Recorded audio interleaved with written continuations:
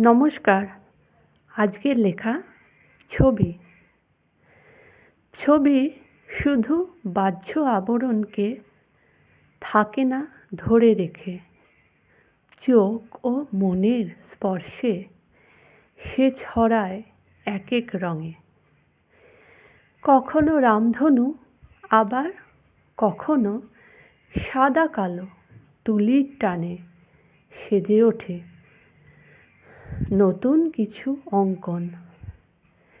স্নেহের পরশ সাজাও তুমি তুলির টান দিয়ে, আবার কখনো ছড়াও শুধু রঙিন ভরা স্বপ্নে।